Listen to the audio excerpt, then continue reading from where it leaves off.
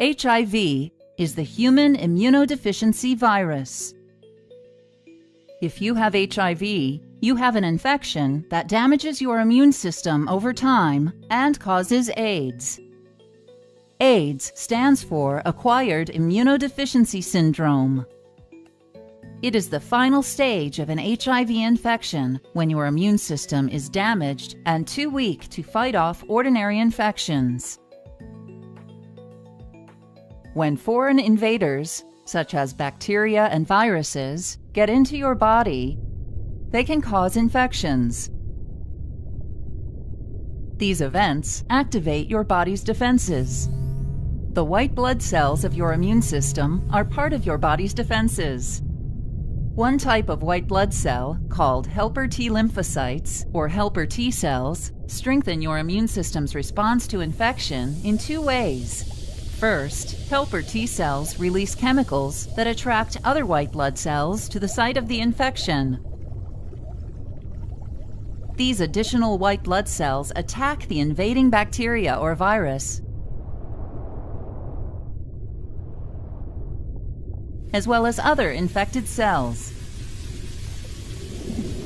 Second, helper T cells release chemicals that cause other white blood cells to multiply.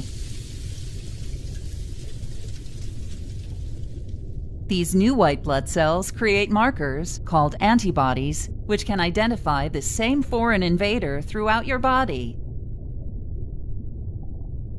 Antibodies attach to the bacteria or virus, marking them as targets for your immune system to destroy them.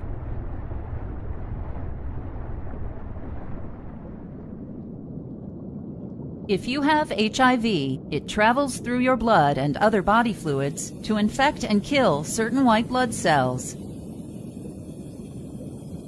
The virus enters helper T cells, which are the primary target. Once inside, the virus makes many copies of itself. As these virus particles are made, they leave the damaged helper T cell to infect other cells. The T cell loses its ability to protect the body from the ongoing infection and dies. In this way, HIV spreads and kills more of your helper T cells, weakening your immune system.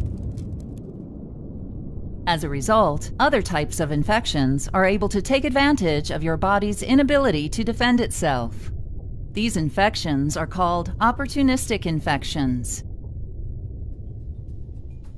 If you have an HIV infection and one or more opportunistic infections, you have AIDS.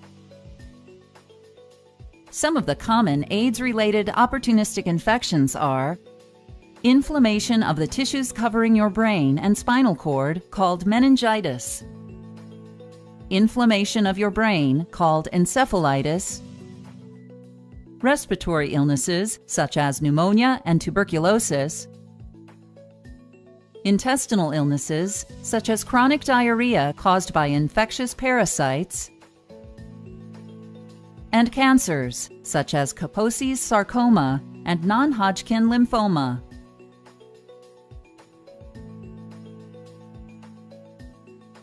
HIV passes from person to person through infected body fluids. HIV can enter your body during unprotected sex, while sharing drug injection needles, during your own childbirth, while breastfeeding from your mother, or from contaminated blood or blood products. Although there is no cure for HIV, drugs called antiretroviral medications can reduce the amount of HIV in your body. One class of antiretroviral medication, called entry or fusion inhibitors, disrupts the HIV infection process by preventing the virus from attaching to your cells. Other classes of antiretroviral medications include reverse transcriptase inhibitors, protease inhibitors, and integrase inhibitors. These drugs prevent the creation, assembly, and spread of new viruses. Your doctor may prescribe a combination of these drug classes known as highly active antiretroviral therapy, or HAART. Antiretroviral medication doesn't completely remove HIV from your body, but slows it down enough to enable your immune system to fight infections. Regular blood tests will let your doctor know how effective your antiretroviral medication is in controlling HIV.